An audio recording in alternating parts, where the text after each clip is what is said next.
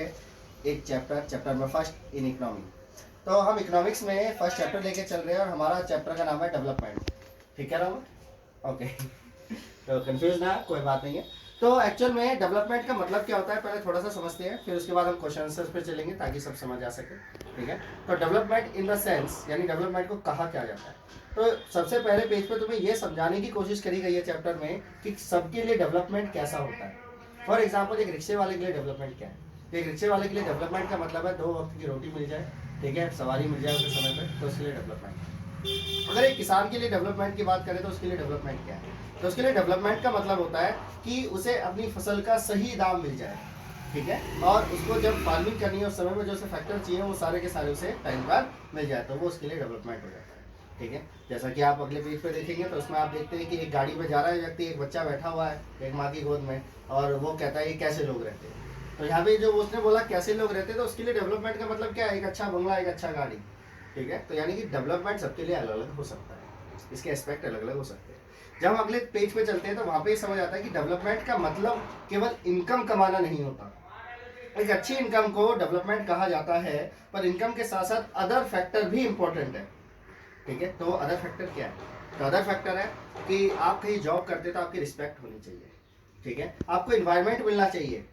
ठीक है, आपको सिक्योरिटी मिलनी चाहिए। आप जाते हैं जॉब करने तो इस बात के लिए सिक्योर होने चाहिए कि हाँ वो एक अच्छा इन्वायरमेंट है, हाँ आप काम वहाँ कर सकते हैं।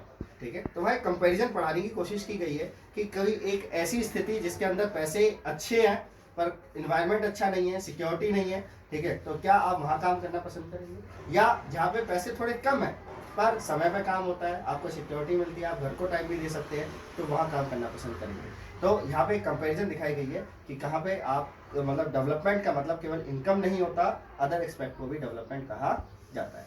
तो इसके बाद जब अगले पेज पे आते हैं तो वहाँ पे आता है कि कंट्री वाइज कंपैरिजन क्या है डेवलपमेंट की।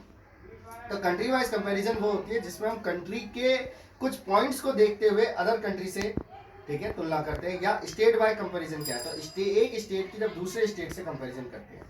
ठीक है, तो जैसे कि आपके बुक में 3 स्टेट्स को लिया गया है, ठीक है, केरल, हरियाणा और बिहार।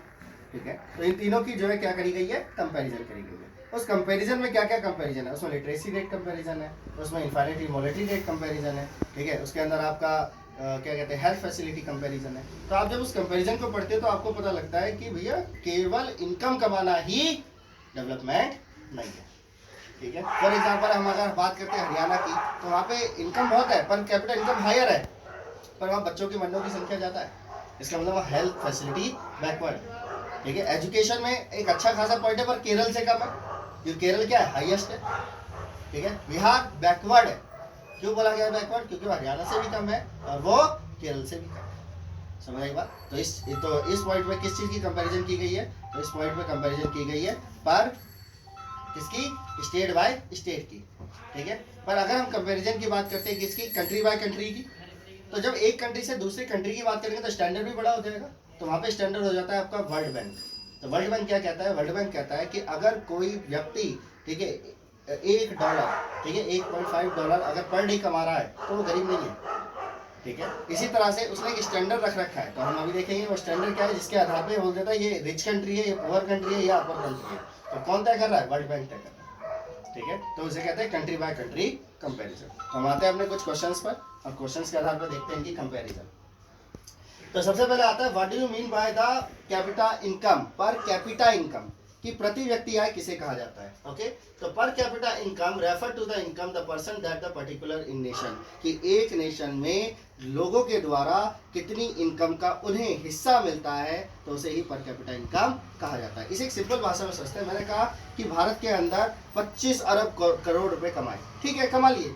अब यहाँ की जनसंख्या है 125 करोड़, उससे डिवाइड कर दिया, एक व्यक्ति पे कितना हिस्सा आया वही उसकी पर कैपिटा। क्लियर हो गई बात। ओके, फिर आता है फुल फॉर्म ऑफ आईएमआर। तो आईएमआर का मतलब क्या होता है, इन्फाइनाइटली मॉनेटरी रेट। ठीक है, 1 साल से छोटे बच्चों की संख्या, ठीक है, इसके अंदर काउंट की जाती है। ओके, पर 1000, तो याद रखना है पर 1000 पे से कैलकुलेट किया जाता है। ओके, अगला आता है what do you mean by the nation development, कि नेशन का डेवलपमेंट हो रहा है, ये हम कब कह सकते हैं। तो जैसा मैंने बताया, it refer to the ability the nation to the improve the standard of living its citizen. लोगों के रहने की जब स्थिति सुधरने लगते हैं तो उसी को हम क्या बोलते हैं, आपका उसी को बोला जाता है आपका development refer to the ability of the improve living of standard. Clear है? ओके, नेक्स्ट आता है what is the meaning of the development and explain the to expect, ठीक है, ऑफ द डेवलपमेंट, कि ये डेवलपमेंट कहते हैं किसे और उसके दो एक्सपेक्ट भी बताइए। तो डेवलपमेंट किसे कहते हैं कि development refer to the progress और द इम्प्रूवमेंट, कि इम्प्रूवमेंट को हम डेवलपमेंट कहते हैं। कौन से इम्प्रूवमेंट को? इन लाइफ स्टाइल, जब लाइफ स्टाइल में डेवलप होने लगते हैं।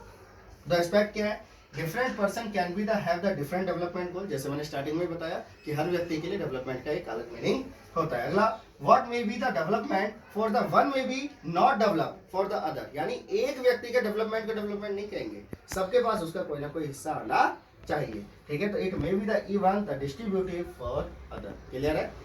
ओके, अगला आता है what is the sustainable development, कि सस्टेनेबल डेवलपमेंट किसे कहते हैं and why is the issue of the sustainable improvement for the development explain, ठीक है। तो हमारी यहाँ पे बात आती है व्हाट इज सस्टेनेबल। सस्टेनेबल का मतलब समझ लीजिए, सस्टेनेबल का मतलब है कि उसका यूज आज की आवश्यकता को पूरा करने के लिए भी होना और फ्यूचर के लिए भी होना, तो इसी को हम क्या बोलते हैं? Sustainable development. ओके, तो sustainable development refer to the development that meet the need, ठीक है, need of the present and without compromising the ability of the future generation, ठीक है, कि हमें इसका यूज भी करना है और हमें ये भी ध्यान रखना है कि फ्यूचर में जो है उसका यूज किया जा सके, ठीक है, and to the meet the other need, ठीक है, और इसमें हम अदर नीड्स को भी ध्यान में रखते हैं। तो economic development is a continuous press the resource and are to be the use in the such a way that are the not exploited, कि हमें उसका यूज ऐसे नहीं करना कि उसका यूज मतलब कि वो खत्म हो जाए, हमें उसका यूज कैसे करना है कि इन फ्यूचर भी उसका इस्तेमाल किया जा सके। At the same time of the development should not harm environment, पर उसके लिए हमें इन्वायरमेंट को हार्म नहीं करना है। कि तो it is the desirable because every would be the certainly like to be present level 2 of the development to go the further the least to be maintained to the future generation, यानी हमें सिर्फ करना कितना है कि उसका maintain करना है उसे, ताकि आने वाली जनरेशन को भी वो मिल सके। तो इसी को हम क्या कहते हैं? Sustainable development. इसे एक एग्जांपल से समझते हैं। मैंने कहा कि आपने पानी का इस्तेमाल करा, सेविंग करी, तो आप पानी खुला छोड़ देते हैं, है ना? तो ऐसा नहीं होना चाहिए, जितना इस्तेमाल करना है उस समय चलाओ, उसके बाद बंद कर दो। तो ये सस्टेनेबल डेवलपमेंट, आप यूज भी कर रहे हो और आगे के लिए भी बचा रहे हो। क्लियर है? ओके, इसके बाद हमारा आ जाता है right the important of the human development index in the 3 point, कि ह्यूमन डेवलपमेंट इंडेक्स जो है वो क्यों आवश्यक है। तो ह्यूमन डेवलपमेंट इंडेक्स के 3 पॉइंट है। पहला कि ह्यूमन डेवलपमेंट इंडेक्स बनाता कौन है? यूएनडीपी बताते हैं। चलिए कि right the importance of the human development of the index at 3 point. तो यानी कि हमें बताना है कि ह्यूमन डेवलपमेंट जो इंडेक्स है उसके 3 महत्वपूर्ण बिंदु। ओके, तो 3 महत्वपूर्ण बिंदु क्या है? उससे पहले ये जानना होता है कि एचडीआई बनाता कौन है। तो एचडीआई बनाता है यूएनडीपी, ठीक है, ये नाम याद रखना है, इंपॉर्टेंट है, 1 नंबर में आएगा एग्जाम में, बात चल रही। ओके, अगला आता है in the indicate the level of development of country. तो यहाँ पे पॉइंट आया क्या? The level of the development of country. कैसे तय करते हैं कि level of development of country है? तो उसका एक पॉइंट है, जितने ज्यादा रिसोर्सेज वहाँ पाए जाएंगे उन्हें ग्रेडिंग दी जाएगी, उस ग्रेडिंग का टोटल कर लिया जाता है, उस आधार पर स्टेट को या कंट्री को क्या दे दिया जाता है? एक नंबर दे दिया जाता है। ओके, तो जितना ऊपर का वो नंबर होगा उतना ज्यादा डेवलप, जितना पीछे का वो नंबर होगा उतना ज्यादा अनडेवलप। क्लियर? ओके, अगला आता है the report provide the information about the different, ठीक है, welfare element such education level, health status, literacy level of a country. एक कंट्री में हेल्थ कैसी है, या एक कंट्री के लोगों की एजुकेशन कैसी है, या एक कंट्री के लोगों का लिटरेसी रेट कैसा है, तो ये सब भी कैसे तय हो जाता है? ह्यूमन डेवलपमेंट इंडेक्स से तय हो जाता है। क्लियर? इसके अलावा it is also provide the information about the पर capita income of a country, ये पर कैपिटा इनकम भी बताती है। क्लियर? अब आता है हमारा describe the 3 feature of the development of country, कि डेवलप कंट्री की कोई 3 मुख्य विशेषताएं बताओ। तो इसकी 3 मुख्य विशेषताएं हैं। पहले as per the world bank 2016 यानी 2016 के अनुसार वर्ल्ड बैंक कहता है एनी कंट्री विद द पर कैपिटा इनकम 12,236 यूएस पर डॉलर पर एनम, यानी अगर कोई देश 12,236 पर साल डॉलर कमाता है and the above the term the as the rich the and develop, तो रिच भी कहलाएगा और वो डेवलप भी कहलाएगा। क्लियर है? But such a country have a high literacy rate, पर जिन कंट्रियों की हाई लिटरेसी रेट है वो भी डेवलप है। ओके, इसके अलावा most of the people this the country are to be the engage in service sector, यानी कि जिस देश में सर्विस सेक्टर में सबसे ज़्यादा लोग लगे हो, service sector is tertiary sector, you know, तो टर्शरी सेक्टर में जब सबसे ज़्यादा लोग लगे हो तो वो भी डेवलप कंट्री में आता है। ठीक है बच्चों, तो लाइक करें, सब्सक्राइब करें, मेटाबिलिटी स्टडी सेंटर से जरूर आएगी। धन्यवाद।